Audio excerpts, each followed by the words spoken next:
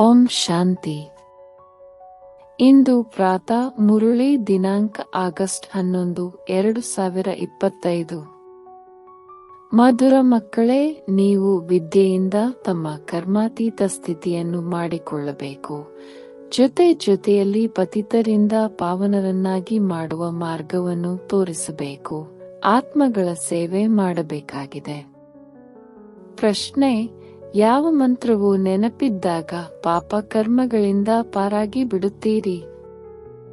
ಉತ್ತರ: ತಂದೆಯು ಮಂತ್ರವನ್ನು ಕೊಟ್ಟಿದ್ದಾರೆ. ಕೆಟ್ಟದ್ದನ್ನು ಕೇಳಬೇಡಿ, ಕೆಟ್ಟದ್ದನ್ನು ನೋಡಬೇಡಿ. ಇದೇ ಮಂತ್ರವನ್ನು ನೆನಪಿಟ್ಟುಕೊಳ್ಳಿ. ನೀವು ನಿಮ್ಮ ಕರ್ಮೇಂದ್ರಿಯಗಳಿಂದ ಯಾವುದೇ ಪಾಪವನ್ನು ಮಾಡಬಾರದು. ಕಲಿಯುಗದಲ್ಲಿ ಎಲ್ಲರಿಂದಲೂ ಪಾಪಕರ್ಮವೇ ಆಗುತ್ತದೆ. ಆದ ಕಾರಣ ತಂದೆಯು ಈ ಯುಕ್ತಿಯನ್ನು ತಿಳಿಸುತ್ತಾರೆ. ಪವಿತ್ರತೆಯ ಗುಣವನ್ನು ಧಾರಣೆ ಮಾಡಿ. ಇದೇ ನಂಬರ್ 1 ಗುಣವಾಗಿದೆ. ಓಂ ಶಾಂತಿ. ಮಕ್ಕಳು, ಯಾರ ಮುಂದೆ ಕುಳಿತಿದ್ದೀರಿ? ಬುದ್ಧಿಯಲ್ಲಿ ನಾವು ಪತಿತಪಾವನ ಸರ್ವರ ಸದ್ಗತಿದಾತ ನಮ್ಮ ಬೇಹದ್ದಿನ ತಂದೆಯ ಮುಂದೆ ಕುಳಿತಿದ್ದೇವೆ ಎಂದು ವಿಚಾರ ಬರುತ್ತದೆ. ಬಲೆ, ಬ್ರಹ್ಮರವರ ದೇಹದಲ್ಲಿದ್ದರೂ ತಂದೆಯನ್ನು ನೆನಪು ಮಾಡಿ. ಮನುಷ್ಯರು ಯಾರಿಗೂ ಸದ್ಗತಿಯನ್ನು ಕೊಡುವುದಕ್ಕಾಗುವುದಿಲ್ಲ. ಮನುಷ್ಯರಿಗೆ ಪತಿತಪಾವನ ಎಂದು ಹೇಳಲಾಗುವುದಿಲ್ಲ. ಮಕ್ಕಳು ತನ್ನನ್ನು ಆತ್ಮವೆಂದು ತಿಳಿಯಬೇಕು. ನಾವೆಲ್ಲ ಆತ್ಮಗಳಿಗೆ ತಂದೆಯು ಪರಮಾತ್ಮನಾಗಿದ್ದಾರೆ. ಆ ತಂದೆಯು ನಮ್ಮನ್ನು ಸ್ವರ್ಗದ ಮಾಲೀಕರನ್ನಾಗಿ ಮಾಡುತ್ತಿದ್ದಾರೆ. ಇದನ್ನು ಮಕ್ಕಳು ತಿಳಿಯಬೇಕು ಹಾಗೂ ಖುಷಿಯಲ್ಲಿಯೂ ಇರಬೇಕು. ಇದು ಸಹ ಮಕ್ಕಳಿಗೆ ತಿಳಿದಿದೆ. ನಾವು ನರಕವಾಸಿಗಳಿಂದ ಸ್ವರ್ಗವಾಸಿಗಳಾಗುತ್ತಿದ್ದೇವೆ. ಬಹಳ ಸಹಜವಾದ ಮಾರ್ಗವು ಸಿಗುತ್ತಿದೆ. ಕೇವಲ ನೆನಪು ಮಾಡಬೇಕು ಹಾಗೂ ತಮ್ಮಲ್ಲಿ ದೈವಿ ಗುಣವನ್ನು ಧಾರಣೆ ಮಾಡಬೇಕು. ತಮ್ಮನ್ನು ಪರಿಶೀಲನೆ ಮಾಡಿಕೊಳ್ಳಬೇಕು. ನಾರದನ ಉದಾಹರಣೆಯೂ ಇದೆಯಲ್ಲವೇ? ಈ ಎಲ್ಲ ದೃಷ್ಟಾಂತಗಳನ್ನು ಜ್ಞಾನಸಾಗರ ತಂದೆಯೇ ಕೊಡುತ್ತಿದ್ದಾರೆ. ತಂದೆಯು ಕೊಟ್ಟಿರುವಂತಹ ದೃಷ್ಟಾಂತಗಳನ್ನೇ ಸನ್ಯಾಸಿಗಳು ತಿಳಿಸುತ್ತಿದ್ದಾರೆ. ಇದನ್ನು ಭಕ್ತಿ ಮಾರ್ಗದಲ್ಲಿ ಕೇವಲ ಗಾಯನ ಮಾಡುತ್ತಾರೆ. ಅವರು ಆಮೆಯ, ಸರ್ಪದ, ಭ್ರಮರಿಯ ದೃಷ್ಟಾಂತವನ್ನು ಕೊಡುತ್ತಾರೆ. ಆದರೆ ಯಥಾರ್ಥವಾದ ಅರ್ಥ ಗೊತ್ತಿಲ್ಲ. ತಂದೆಯು ತಿಳಿಸಿರುವ ದೃಷ್ಟಾಂತಗಳನ್ನು ಭಕ್ತಿ ಮಾರ್ಗದಲ್ಲಿ ಪುನರಾವರ್ತನೆ ಮಾಡುತ್ತಾರೆ. ಕಳೆದು ಹೋಗಿರುವುದೇ ಭಕ್ತಿ ಮಾರ್ಗವಾಗುತ್ತದೆ. ಈ ಸಮಯದಲ್ಲಿ ಯಾವುದು ಪ್ರತ್ಯಕ್ಷವಾಗಿ ಆಗುತ್ತಿದೆಯೋ ಅದು ನಂತರ ಗಾಯನ ಮಾಡಲ್ಪಡುತ್ತದೆ. ಬಲೆ, ದೇವತೆಗಳ ಜನ್ಮದಿನ ಅಥವಾ ಭಗವಂತನ ಜನ್ಮದಿನವನ್ನಾಚರಿಸುತ್ತಾರೆ. ಆದರೆ ಏನೂ ಗೊತ್ತಿಲ್ಲ. ಈಗ ನೀವು ಎಲ್ಲವನ್ನೂ ತಿಳಿಯುತ್ತಿದ್ದೀರಿ. ತಂದೆಯಿಂದ ಶಿಕ್ಷಣ ಪಡೆದು ಪತಿತರಿಂದ ಪಾವನರು ಆಗುತ್ತಿದ್ದೀರಿ ಹಾಗೂ ಪತಿತರನ್ನು ಪಾವನ ಮಾಡುವ ಮಾರ್ಗವನ್ನು ತೋರಿಸುತ್ತಿದ್ದೀರಿ. ಇದು ನಿಮ್ಮದು ಮುಖ್ಯವಾದ ಆತ್ಮಿಕ ಸೇವೆಯಾಗಿದೆ. ಮೊಟ್ಟ ಮೊದಲು ಯಾರಿಗೆ ಆಗಲಿ ಆತ್ಮದ ಜ್ಞಾನವನ್ನು ಕೊಡಿ. ನೀವು ಆತ್ಮರಾಗಿದ್ದೀರಿ ಎಂಬುದು ಯಾರಿಗೂ ತಿಳಿದಿಲ್ಲ. ಆತ್ಮವು ಅವಿನಾಶಿಯಾಗಿದೆ. ಯಾವಾಗ ಸಮಯ ಬರುತ್ತದೆಯೋ ಆಗ ಆತ್ಮವು ಶರೀರದಲ್ಲಿ ಬಂದು ಸೇರುತ್ತದೆ. ಅಂದಾಗ ನಿಮ್ಮನ್ನು ಗಳಿಗೆ ಆತ್ಮವೆಂದು ತಿಳಿಯಬೇಕಲ್ಲವೇ? ನಾವು ಆತ್ಮಗಳಿಗೆ ತಂದೆಯು ಪರಮಪಿತ ಪರಮಾತ್ಮನಾಗಿದ್ದಾರೆ. ಪರಮ ಶಿಕ್ಷಕನೂ ಆಗಿದ್ದಾರೆ. ಇದೆಲ್ಲವೂ ಪ್ರತಿ ಕ್ಷಣವೂ ಮಕ್ಕಳಿಗೆ ನೆನಪಿರಬೇಕು. ಇದನ್ನು ಮರೆಯಬಾರದು. ಈಗ ಮನೆಗೆ ಹಿಂತಿರುಗಿ ಹೋಗಬೇಕು. ವಿನಾಶವು ಮುಂದೆ ನಿಂತಿದೆ. ಸತ್ಯಯುಗದಲ್ಲಿ ದೈವಿ ಪರಿವಾರವು ಬಹಳ ಚಿಕ್ಕದಾಗಿರುತ್ತದೆ. ಕಲಿಯುಗದಲ್ಲಿ ಎಷ್ಟೊಂದು ಮಂದಿ ಮನುಷ್ಯರಿದ್ದಾರೆ. ಅನೇಕ ಧರ್ಮ, ಅನೇಕ ಮತಗಳಿವೆ. ಸತ್ಯಯುಗದಲ್ಲಿ ಇದ್ಯಾವುದೂ ಇರುವುದಿಲ್ಲ. ಮಕ್ಕಳಿಗೆ ಇಡೀ ದಿನ ಬುದ್ಧಿಯಲ್ಲಿ ಇದೇ ಮಾತುಗಳು ಬರುತ್ತಿರಬೇಕು. ಇದು ವಿದ್ಯೆಯಾಗಿದೆ. ಆ ವಿದ್ಯೆಯಲ್ಲಿಯೂ ಅನೇಕ ಪುಸ್ತಕಗಳಿರುತ್ತವೆ. ಪ್ರತಿ ತರಗತಿಗೂ ಹೊಸ ಹೊಸ ಪುಸ್ತಕಗಳನ್ನು ಖರೀದಿ ಮಾಡಬೇಕಾಗುತ್ತದೆ. ಇಲ್ಲಿ ಯಾವುದೇ ಪುಸ್ತಕದ ಅಥವಾ ಶಾಸ್ತ್ರದ ಮಾತಿಲ್ಲ. ಇದರಲ್ಲಿ ಒಂದೇ ಮಾತು, ಒಂದೇ ವಿದ್ಯಾಭ್ಯಾಸವಿದೆ. ಇಲ್ಲಿ ಯಾವಾಗ ಬ್ರಿಟಿಷ್ ಸರ್ಕಾರವಿತ್ತು, ರಾಜರುಗಳ ರಾಜ್ಯವಿತ್ತು, ಆಗ ಸ್ಟಾಂಪ್ನಲ್ಲಿಯೂ ರಾಜರಾಣಿಯರ ವಿನಃ ಇನ್ಯಾವುದೇ ಭಾವಚಿತ್ರವನ್ನು ಹಾಕುತ್ತಿರಲಿಲ್ಲ. ಇತ್ತೀಚಿನ ದಿನಗಳಲ್ಲಿ ನೋಡಿದಾಗ ಯಾರೆಲ್ಲ ಭಕ್ತರು ಇದ್ದು ಹೋಗಿದ್ದಾರೆಯೋ ಅವರ ಭಾವಚಿತ್ರಗಳನ್ನು ಹಾಕಿ ಸ್ಟಾಂಪ್ ಮಾಡುತ್ತಾರೆ. ಈ ಲಕ್ಷ್ಮೀನಾರಾಯಣರ ರಾಜ್ಯವಿದ್ದಾಗ ಚಿತ್ರದಲ್ಲಿಯೂ ಒಬ್ಬರದೇ ಮಹಾರಾಜ ಮಹಾರಾಣಿಯರದು ಇರುತ್ತದೆ.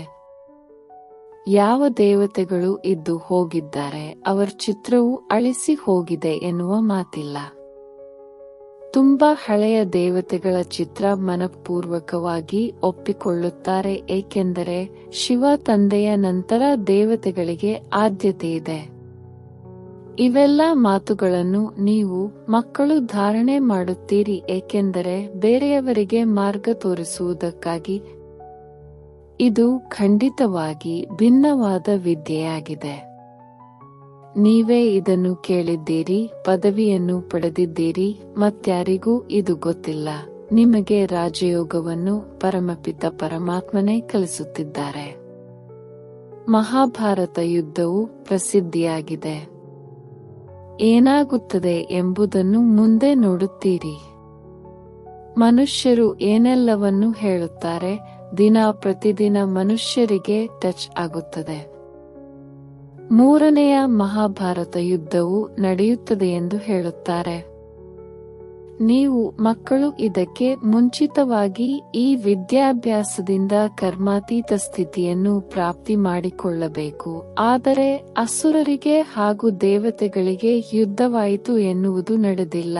ಈ ಸಮಯದಲ್ಲಿ ನೀವು ಬ್ರಾಹ್ಮಣ ಸಂಪ್ರದಾಯದವರಾಗಿದ್ದೀರಿ, ಮತ್ತೆ ನೀವೇ ದೈವಿ ಸಂಪ್ರದಾಯದವರಾಗುತ್ತೀರಿ. ಆ ಕಾರಣ ಈ ಜನ್ಮದಲ್ಲಿ ದೈವಿ ಗುಣಧಾರಣೆಯನ್ನು ಮಾಡುತ್ತೀರಿ. ಪವಿತ್ರತೆಯು ನಂಬರ್ 1 ದೈವಿ ಗುಣವಾಗಿದೆ. ನೀವು ಈ ಶರೀರದ ಮುಖಾಂತರ ಎಷ್ಟೊಂದು ಪಾಪಗಳನ್ನು ಮಾಡುತ್ತಾ ಬಂದಿದ್ದೀರಿ. ಆತ್ಮಕ್ಕೆ ಹೇಳಲಾಗುತ್ತದೆ, ಪಾಪಾತ್ಮ. ಆತ್ಮವು ಈ ಕರ್ಮೇಂದ್ರಿಯಗಳಿಂದ ಎಷ್ಟೊಂದು ಪಾಪ ಮಾಡುತ್ತಾ ಬಂದಿದೆ. ಈಗ ಕೆಟ್ಟದ್ದನ್ನು ಕೇಳಬೇಡಿ. ಯಾರಿಗೆ ಹೇಳಲಾಗುತ್ತದೆ? ಆತ್ಮಕ್ಕೆ. ಆತ್ಮವೇ ಕಿವಿಗಳಿಂದ ಕೇಳುತ್ತದೆ. ತಂದೆಯು ನೀವು ಮಕ್ಕಳಿಗೆ ಸ್ಮೃತಿ ತರಿಸುತ್ತಿದ್ದಾರೆ. ನೀವು ಆದಿ ಸನಾತನ ದೇವಿ ದೇವತಾ ಧರ್ಮದವರಾಗಿದ್ದೀರಿ, ಚಕ್ರದಲ್ಲಿ ಸುತ್ತುತ್ತಾ ಬಂದಿದ್ದೀರಿ. ಈಗ ಪುನಃ ಅವರೇ ನೀವಾಗಬೇಕು. ಈ ಮಧುರ ಸ್ಮೃತಿಯು ಬರುವುದರಿಂದ ಪವಿತ್ರರಾಗುವ ಧೈರ್ಯವು ಬರುತ್ತದೆ. ನಾವು ಹೇಗೆ 84 ಜನ್ಮವನ್ನು ಪಡೆಯುತ್ತಾ ಬಂದೆವು ಎಂಬುದು ನಿಮ್ಮ ಬುದ್ಧಿಯಲ್ಲಿದೆ. ಮೊದಲು ನಾವು ದೇವತೆಗಳಾಗಿದ್ದೆವು. ಇದು ಕಥೆಯಲ್ಲವೇ? 5000 ವರ್ಷಗಳ ಹಿಂದೆ ನಾವೇ ದೇವತೆಗಳಾಗಿದ್ದೆವು ಎಂಬುದು ಬುದ್ಧಿಯಲ್ಲಿ ಬರಬೇಕಲ್ಲವೇ? ನಾವು ಆತ್ಮರು ಮೂಲವತನದಲ್ಲಿದ್ದೆವು. ನಾವೆಲ್ಲ ಆತ್ಮಗಳ ಮನೆ ಅದಾಗಿದೆ ಎಂಬುದು ನಿಮಗೆ ವಿಚಾರದಲ್ಲಿಯೇ ಇರಲಿಲ್ಲ. ಅಲ್ಲಿಂದ ಇಲ್ಲಿಗೆ ಪಾತ್ರವನ್ನಭಿನಯಿಸುವುದಕ್ಕೆ ಬರುತ್ತೇವೆ. ಸೂರ್ಯವಂಶಿ, ಚಂದ್ರವಂಶಿ ಆದೆವು. ಈಗ ಬ್ರಹ್ಮನ ಸಂತಾನ ಬ್ರಾಹ್ಮಣ ವಂಶದವರಾಗಿದ್ದೇವೆ. ನೀವು ಈಶ್ವರನಿಗೆ ಸಂತಾನರಾಗಿದ್ದೀರಿ. ಈಶ್ವರನು ಕುಳಿತು ನಿಮಗೆ ಶಿಕ್ಷಣವನ್ನು ಕೊಡುತ್ತಿದ್ದಾರೆ. ಇವರು ಸುಪ್ರೀಂ ತಂದೆ, ಸುಪ್ರೀಂ ಶಿಕ್ಷಕ, ಸುಪ್ರೀಂ ಗುರುವು ಆಗಿದ್ದಾರೆ. ನಾವು ಅವರ ಮತದನುಸಾರ ಎಲ್ಲ ಮನುಷ್ಯರನ್ನು ಶ್ರೇಷ್ಠರನ್ನಾಗಿ ಮಾಡುತ್ತೇವೆ. ಮುಕ್ತಿ, ಜೀವನ್ಮುಕ್ತಿ ಎರಡೂ ಶ್ರೇಷ್ಠವಾಗಿದೆ. ನಾವು ನಮ್ಮ ಮನೆಗೆ ಹೋಗುತ್ತೇವೆ. ನಂತರ ಪವಿತ್ರ ಆತ್ಮಗಳು ಬಂದು ರಾಜ್ಯ ಮಾಡುತ್ತೀರಿ. ಇದು ಚಕ್ರವಾಗಿದೆ ಅಲ್ಲವೇ? ಇದಕ್ಕೆ ಸ್ವದರ್ಶನ ಚಕ್ರವೆಂದು ಹೇಳಲಾಗುತ್ತದೆ. ಇದು ಜ್ಞಾನದ ಮಾತಾಗಿದೆ. ತಂದೆಯು ತಿಳಿಸುತ್ತಾರೆ, ನಿಮ್ಮ ಈ ಸ್ವದರ್ಶನ ಚಕ್ರವು ನಿಂತು ಹೋಗಬಾರದು. ತಿರುಗುತ್ತಾ ಇರುವುದರಿಂದಲೇ ವಿಕರ್ಮಗಳು ವಿನಾಶವಾಗುತ್ತದೆ. ನೀವೀಗ ರಾವಣನ ಮೇಲೆ ವಿಜಯವನ್ನು ಪಡೆಯುತ್ತೀರಿ, ಪಾಪವು ಅಳಿಸಿ ಹೋಗುತ್ತದೆ. ಈಗ ಸ್ಮರಣೆ ಮಾಡುವುದಕ್ಕೆ ಸ್ಮೃತಿ ಬಂದಿದೆ. ಕುಳಿತು ಮಾಲೆಯನ್ನು ಸ್ಮರಿಸುವ ಮಾತಲ್ಲ, ಆತ್ಮದ ಆಂತರ್ಯದಲ್ಲಿ ಯಾವ ಜ್ಞಾನವಿದೆಯೋ ಅದನ್ನು ನೀವು ಮಕ್ಕಳು ನಿಮ್ಮ ಸಹೋದರ ಸಹೋದರಿಯರಿಗೆ ತಿಳಿಸಬೇಕು. ಮಕ್ಕಳು ಸಹಯೋಗಿಗಳಾಗುತ್ತೀರಲ್ಲವೇ? ನೀವು ಮಕ್ಕಳನ್ನೇ ಸ್ವದರ್ಶನ ಚಕ್ರಧಾರಿಯನ್ನಾಗಿ ಮಾಡುತ್ತೇನೆ. ಈ ಜ್ಞಾನವು ತಂದೆಯಲ್ಲಿಯೇ ಇರುವ ಕಾರಣ ತಂದೆಗೆ ಜ್ಞಾನಸಾಗರ, ಮನುಷ್ಯ ಸೃಷ್ಟಿಯ ಬೀಜರೂಪನೆಂದು ಕರೆಯುತ್ತಾರೆ. ಅವರಿಗೆ ಹೂದೋಟದ ಮಾಲೀಕನೆಂದು ಕರೆಯುತ್ತಾರೆ. ದೇವಿ ದೇವತಾ ಧರ್ಮದ ಬೀಜವನ್ನು ಶಿವ ತಂದೆಯೇ ನೆಡುತ್ತಾರೆ. ಈಗ ನೀವು ದೇವಿ ದೇವತೆಗಳಾಗುತ್ತಿದ್ದೀರಿ.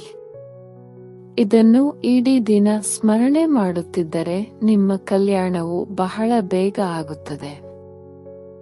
ದೈವಿ ಗುಣವನ್ನು ಧಾರಣೆ ಮಾಡಬೇಕು, ಪವಿತ್ರರೂ ಆಗಬೇಕು. ಸ್ತ್ರೀ ಪುರುಷ ಇಬ್ಬರೂ ಒಟ್ಟಿಗೆ ಇದ್ದು ಪವಿತ್ರರಾಗಬೇಕು ಎಂದು ಹೇಳುವ ಧರ್ಮ ಯಾವುದೂ ಇಲ್ಲ. ಕೇವಲ ಪುರುಷರಷ್ಟೇ ನಿವೃತ್ತ ಮಾರ್ಗಕ್ಕೆ ಹೋಗುತ್ತಾರೆ. ಸ್ತ್ರೀ ಪುರುಷ ಇಬ್ಬರೂ ಒಟ್ಟಿಗೆ ಇದ್ದು ಪವಿತ್ರರಾಗುವುದು ಕಷ್ಟವಿದೆ ಎಂದು ಹೇಳುತ್ತಾರೆ. ಸತ್ಯಯುಗದಲ್ಲಿ ಇದ್ದಿರಲ್ಲವೇ? ಲಕ್ಷ್ಮೀನಾರಾಯಣರ ಮಹಿಮೆಯನ್ನು ಮಾಡುತ್ತಾರೆ.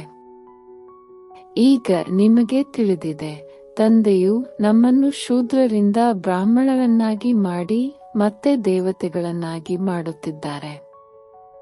ನಾವೇ ಪೂಜ್ಯರಿಂದ ಪೂಜಾರಿಗಳಾದೆವು. ಯಾವಾಗ ವಾಮಮಾರ್ಗದಲ್ಲಿ ಹೋಗುತ್ತೇವೆಯೋ ಆಗ ಶಿವನ ಮಂದಿರವನ್ನು ಕಟ್ಟಿಸಿ ಪೂಜೆ ಮಾಡಿದೆವು. ನೀವು ಮಕ್ಕಳಿಗೆ ನಿಮ್ಮ 84 ಜನ್ಮಗಳ ಜ್ಞಾನವೂ ಇದೆ. ತಂದೆಯೇ ತಿಳಿಸುತ್ತಾರೆ, ನಿಮಗೆ ನಿಮ್ಮ ಜನ್ಮಗಳ ಕಥೆಯೂ ಗೊತ್ತಿಲ್ಲ, ಅದನ್ನು ನಾನೇ ತಿಳಿಸುತ್ತೇನೆ. ಇಂತಹ ಮಾತುಗಳನ್ನು ಯಾವುದೇ ಮನುಷ್ಯರು ಹೇಳಲು ಆಗುವುದಿಲ್ಲ. ಈಗ ತಂದೆಯು ನಿಮ್ಮನ್ನು ಸ್ವದರ್ಶನ ಚಕ್ರಧಾರಿಯನ್ನಾಗಿ ಮಾಡುತ್ತಿದ್ದಾರೆ. ನೀವು ಆತ್ಮರು ಪವಿತ್ರರಾಗುತ್ತಿದ್ದೀರಿ. ಶರೀರವಂತೂ ಇಲ್ಲಿ ಪವಿತ್ರವಾಗುವುದಿಲ್ಲ. ಆತ್ಮವು ಪವಿತ್ರವಾಗಿ ಬಿಟ್ಟರೆ ಈ ಅಪವಿತ್ರ ಶರೀರವನ್ನು ಬಿಟ್ಟು ಬಿಡುತ್ತದೆ. ಎಲ್ಲ ಆತ್ಮಗಳು ಪವಿತ್ರರಾಗಿ ಹಿಂತಿರುಗಬೇಕು. ಪವಿತ್ರ ಪ್ರಪಂಚವು ಈಗ ಸ್ಥಾಪನೆಯಾಗುತ್ತಿದೆ. ಬಾಕಿ ಉಳಿದವರು ಮಧುರವಾದ ಮನೆಗೆ ತಲುಪುತ್ತಾರೆ. ಇದನ್ನು ನೆನಪಿನಲ್ಲಿಟ್ಟುಕೊಳ್ಳಿ. ತಂದೆಯ ನೆನಪಿನ ಜೊತೆಯಲ್ಲಿ ಮನೆಯನ್ನು ಖಂಡಿತವಾಗಿ ನೆನಪು ಮಾಡಬೇಕು, ಏಕೆಂದರೆ ಈಗ ಹಿಂತಿರುಗಿ ಮನೆಗೆ ಹೋಗಬೇಕು. ಮನೆಯಲ್ಲಿಯೇ ತಂದೆಯನ್ನು ನೆನಪು ಮಾಡಬೇಕು. ಬಲೆ ನಿಮಗೆ ಗೊತ್ತಿದೆ, ಬಾಬಾ ಈ ಬ್ರಹ್ಮ ದೇಹದಲ್ಲಿ ಬಂದು ನಮಗೆ ತಿಳಿಸುತ್ತಿದ್ದಾರೆ. ಆದರೆ ಬುದ್ಧಿಯು ಪರಮಧಾಮ ಮಧುರವಾದ ಮನೆಯಿಂದ ತುಂಡಾಗಬಾರದು. ಶಿಕ್ಷಕರು ಮನೆ ಬಿಟ್ಟು ನಿಮಗೆ ಓದಿಸುವುದಕ್ಕಾಗಿ ಬರುತ್ತಾರೆ. ಓದಿಸಿ ಮತ್ತೆ ದೂರ ಹೊರಟು ಬಿಡುತ್ತಾರೆ. ಸೆಕೆಂಡಿನಲ್ಲಿ ಎಲ್ಲಿಗೆ ಬೇಕಾದರೂ ಹೋಗಬಹುದು. ಆತ್ಮವು ಎಷ್ಟು ಚಿಕ್ಕ ಬಿಂದುವಾಗಿದೆ ಎಂಬುದು ಆಶ್ಚರ್ಯದ ಮಾತಲ್ಲವೇ? ತಂದೆಯು ಆತ್ಮದ ಜ್ಞಾನವನ್ನು ಕೊಟ್ಟಿದ್ದಾರೆ.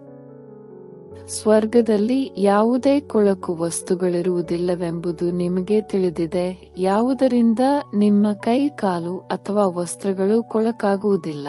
ದೇವತೆಗಳಿಗೆ ಹೇಗೆ ಸುಂದರವಾದ ವೇಷಭೂಷಣಗಳಿರುತ್ತವೆ, ಎಷ್ಟು ಫಸ್ಟ್ ಕ್ಲಾಸ್ ವಸ್ತ್ರಗಳಿರುತ್ತವೆ. ಒಗೆಯುವಂತಹ ಅವಶ್ಯಕತೆಯೂ ಇರುವುದಿಲ್ಲ. ಇದನ್ನು ನೋಡಿ ಎಷ್ಟೊಂದು ಖುಷಿ ಪಡಬೇಕಲ್ಲವೇ? ಭವಿಷ್ಯದ 21 ಜನ್ಮಗಳು ನಾವು ಈ ರೀತಿಯಾಗುತ್ತೇವೆಂದು ಆತ್ಮಕ್ಕೆ ಗೊತ್ತಿದೆ. ಕೇವಲ ಅದನ್ನು ನೋಡುತ್ತಲೇ ಇರಿ. ಈ ಚಿತ್ರವು ಎಲ್ಲರ ಬಳಿ ಇರಬೇಕು. ನಮ್ಮನ್ನು ತಂದೆಯು ಈ ರೀತಿ ಮಾಡುತ್ತಿದ್ದಾರೆ ಎಂಬುದರಲ್ಲಿ ಬಹಳ ಖುಷಿ ಇರಬೇಕು. ಇಂತಹ ತಂದೆಗೆ ನಾವು ಮಕ್ಕಳಾಗಿದ್ದೇವೆಂದ ಮೇಲೆ ನಾವೇಕೆ ಅಳಬೇಕು? ನೀವು ಏಕೆ ಚಿಂತೆ ಮಾಡಬೇಕು? ದೇವತೆಗಳ ಮಂದಿರಕ್ಕೆ ಹೋಗಿ ಮಹಿಮೆ ಮಾಡುತ್ತಾರೆ, ಸರ್ವಗುಣ ಸಂಪನ್ನ ಅಚ್ಯುತಂ ಕೇಶವಂ ಎಷ್ಟೊಂದು ಹೆಸರುಗಳನ್ನು ಹೇಳುತ್ತಾರೆ. ನೀವು ಏನನ್ನು ನೆನಪು ಮಾಡುತ್ತೀರೋ ಅದೆಲ್ಲವೂ ಶಾಸ್ತ್ರದಲ್ಲಿ ಬರೆಯಲ್ಪಟ್ಟಿದೆ. ಶಾಸ್ತ್ರಗಳನ್ನು ಯಾರು ಬರೆದಿದ್ದಾರೆ? ವ್ಯಾಸ ಅಥವಾ ಕೆಲವರು ಹೊಸಬರು ಬರೆಯುತ್ತಾರೆ. ಹಿಂದೆ ಎಲ್ಲವೂ ಕೈಯಿಂದ ಬರೆದಿದ್ದ ಚಿಕ್ಕ ಗ್ರಂಥವಿತ್ತು, ಆದರೆ ಈಗ ಎಷ್ಟು ದೊಡ್ಡದಾಗಿ ಮಾಡಿಬಿಟ್ಟಿದ್ದಾರೆ ಎಂದರೆ ಇದರಲ್ಲಿ ಎಷ್ಟೊಂದು ವಿಷಯವನ್ನು ಸೇರಿಸಿ ಬಿಟ್ಟಿದ್ದಾರೆ. ಈಗ ಗುರುನಾನಕ್ ಬರುತ್ತಾರೆ, ತನ್ನ ಧರ್ಮ ಸ್ಥಾಪನೆ ಮಾಡುತ್ತಾರೆ. ಜ್ಞಾನವನ್ನು ಕೊಡುವಂತಹವರು ಒಬ್ಬರೇ ಆಗಿದ್ದಾರೆ. ಕೇವಲ ತನ್ನ ಧರ್ಮ ಸ್ಥಾಪನೆ ಮಾಡುವುದಕ್ಕೆ ಕ್ರೈಸ್ತನು ಬರುತ್ತಾನೆ. ಯಾವಾಗ ಎಲ್ಲರೂ ಬರುತ್ತಾರೆ ನಂತರ ಹಿಂತಿರುಗಿ ಹೋಗುತ್ತಾರೆ. ಮನೆಗೆ ಕಳುಹಿಸುವವರು ಯಾರು? ಕ್ರೈಸ್ತನೇನು? ಈಗಂತೂ ಅವರು ಭಿನ್ನ ನಾಮರೂಪದಲ್ಲಿ ತಮೋಪ್ರಧಾನ ಸ್ಥಿತಿಯಲ್ಲಿದ್ದಾರೆ. ಸತೋ ರಜೋ ತಮೋದಲ್ಲಿ ಬರಬೇಕಲ್ಲವೇ? ಈ ಸಮಯದಲ್ಲಿ ಎಲ್ಲರೂ ತಮೋಪ್ರಧಾನವಾಗಿದ್ದಾರೆ. ಎಲ್ಲರ ಸ್ಥಿತಿಯು ಜಡಜಡೀಭೂತವಾಗಿದೆ. ಪುನರ್ಜನ್ಮವನ್ನು ಪಡೆಯುತ್ತಾ ಈ ಸಮಯದಲ್ಲಿ ಎಲ್ಲಾ ಧರ್ಮದವರು ತಮೋಪ್ರಧಾನರಾಗಿದ್ದಾರೆ. ಈಗ ಎಲ್ಲರೂ ಹಿಂತಿರುಗಿ ಹೋಗಬೇಕಾಗಿದೆ. ಮತ್ತೆ ಚಕ್ರವನ್ನು ಸುತ್ತಬೇಕು. ತಂದೆಯೇ ಬಂದು ಆದಿ ಸನಾತನದ ದೇವಿ ದೇವತಾ ಧರ್ಮವನ್ನು ಸ್ಥಾಪನೆ ಮಾಡುತ್ತಾರೆ. ಮತ್ತೆ ವಿನಾಶವೂ ಆಗುತ್ತದೆ. ಸ್ಥಾಪನೆ, ವಿನಾಶ, ನಂತರ ಪಾಲನೆ. ಸತ್ಯಯುಗದಲ್ಲಿ ಒಂದೇ ಧರ್ಮವಿರುತ್ತದೆ. ಈ ಸ್ಮೃತಿ ಬರುತ್ತದೆಯಲ್ಲವೇ? ಇಡೀ ಚಕ್ರವು ಸ್ಮೃತಿಯಲ್ಲಿ ತಂದುಕೊಳ್ಳಬೇಕು. ಈಗ ನಾವು 84 ಜನ್ಮದ ಚಕ್ರವನ್ನು ಪೂರ್ಣ ಮಾಡಿ ಮನೆಗೆ ಹಿಂತಿರುಗುತ್ತೇವೆ. ನೀವು ಮಾತನಾಡುತ್ತಾ ನಡೆಯುತ್ತಾ ಸ್ವದರ್ಶನ ಚಕ್ರಧಾರಿಗಳಾಗಿದ್ದೀರಿ. ಆದರೆ ಅಲ್ಲಿ ಕೃಷ್ಣನಿಗೆ ಸ್ವದರ್ಶನ ಚಕ್ರವನ್ನು ತೋರಿಸಲಾಗಿದೆ. ಅದರಿಂದ ಎಲ್ಲರನ್ನೂ ಸಂಹಾರ ಮಾಡಿದ. ಅಕಾಸುರ ಬಕಾಸುರರ ಚಿತ್ರವನ್ನು ತೋರಿಸಲಾಗಿದೆ. ಆದರೆ ಇಂತಹ ಯಾವುದೇ ಮಾತು ನಡೆದಿಲ್ಲ. ನೀವು ಮಕ್ಕಳು ಈಗ ಸ್ವದರ್ಶನ ಚಕ್ರಧಾರಿಗಳಾಗಿರಬೇಕು, ಏಕೆಂದರೆ ಸ್ವದರ್ಶನ ಚಕ್ರದಿಂದಲೇ ನಿಮ್ಮ ಪಾಪಗಳು ತುಂಡಾಗುತ್ತವೆ. ಆಸುರೀತನವು ಸಮಾಪ್ತಿಯಾಗುತ್ತದೆ. ದೇವತೆಗಳಿಗೆ ಹಾಗೂ ಅಸುರರಿಗೆ ಯುದ್ಧವೂ ನಡೆದಿಲ್ಲ. ಅಸುರರು ಕಲಿಯುಗದಲ್ಲಿ, ದೇವತೆಗಳು ಸತ್ಯಯುಗದಲ್ಲಿರುತ್ತಾರೆ. ಮಧ್ಯದಲ್ಲಿ ಈ ಸಂಗಮಯುಗವಿದೆ. ಶಾಸ್ತ್ರಗಳು ಭಕ್ತಿ ಮಾರ್ಗದ್ದಾಗಿದೆ. ಅದರಲ್ಲಿ ಜ್ಞಾನದ ಹೆಸರು ಗುರುತು ಇಲ್ಲ. ಜ್ಞಾನಸಾಗರ ತಂದೆಯೊಬ್ಬರೇ ಎಲ್ಲರ ಸಲುವಾಗಿ ಇದ್ದಾರೆ. ತಂದೆಯ ವಿನಾ ಬೇರೆ ಯಾರೂ ಸಹ ಆತ್ಮಗಳನ್ನು ಪವಿತ್ರರನ್ನಾಗಿ ಮಾಡಿ ಹಿಂತಿರುಗಿ ಮನೆಗೆ ಕರೆದೊಯ್ಯುವುದಿಲ್ಲ. ಪಾತ್ರವನ್ನು ಖಂಡಿತ ಅಭಿನಯಿಸಬೇಕು ಅಂದಾಗ ಈಗ ನಿಮ್ಮ 84 ಜನ್ಮಗಳ ಚಕ್ರವನ್ನು ನೆನಪು ಮಾಡಬೇಕು. ನೀವು ಸತ್ಯಯುಗದಲ್ಲಿ ಹೊಸ ಜನ್ಮದಲ್ಲಿ ಬರುತ್ತೀರಿ. ಇಂತಹ ಜನ್ಮವು ಮತ್ತೆಂದೂ ಸಿಗುವುದಿಲ್ಲ. ಶಿವ ತಂದೆಯ ನಂತರ ಬ್ರಹ್ಮ ತಂದೆ. ಲೌಕಿಕ, ಪಾರಲೌಕಿಕ ಹಾಗೂ ಇವರು ಅಲೌಕಿಕ ತಂದೆಯಾಗಿದ್ದಾರೆ. ಈ ಸಮಯದ್ದೇ ಮಾತು. ಇದಕ್ಕೆ ಅಲೌಕಿಕವೆನ್ನಲಾಗುತ್ತದೆ. ನೀವು ಮಕ್ಕಳು ಆ ಶಿವ ತಂದೆಯನ್ನು ಸ್ಮರಣೆ ಮಾಡುತ್ತೀರಿ, ಬ್ರಹ್ಮ ತಂದೆಯನ್ನಲ್ಲ. ಬಲೆ ಬ್ರಹ್ಮನ ಮಂದಿರದಲ್ಲಿ ಹೋಗಿ ಪೂಜೆ ಮಾಡುತ್ತಾರೆ. ಯಾವಾಗ ಸೂಕ್ಷ್ಮವತನದಲ್ಲಿ ಸಂಪೂರ್ಣ ಅವ್ಯಕ್ತ ಮೂರ್ತಿಯಾಗುತ್ತಾರೆಯೋ ಆಗಲೇ ಅವರಿಗೆ ಪೂಜೆ ಮಾಡುತ್ತಾರೆ. ಈ ಶರೀರಧಾರಿಯು ಬ್ರಹ್ಮ ಪೂಜೆಗೆ ಯೋಗ್ಯರಾಗಿಲ್ಲ. ಇವರು ಮನುಷ್ಯರಲ್ಲವೇ? ಮನುಷ್ಯರಿಗೆ ಪೂಜೆ ಮಾಡಲಾಗುವುದಿಲ್ಲ.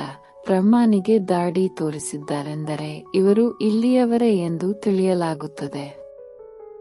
ದೇವತೆಗಳಿಗೆ ದಾಡಿ ಇರುವುದಿಲ್ಲ. ಇವೆಲ್ಲ ಮಾತುಗಳನ್ನು ಮಕ್ಕಳಿಗೆ ತಿಳಿಸಲಾಗಿದೆ. ನಿಮ್ಮ ಹೆಸರು ಪ್ರಸಿದ್ಧಿಯಾಗಿರುವುದರಿಂದಲೇ ನಿಮ್ಮ ಮಂದಿರವನ್ನು ಕಟ್ಟಿಸಿದ್ದಾರೆ.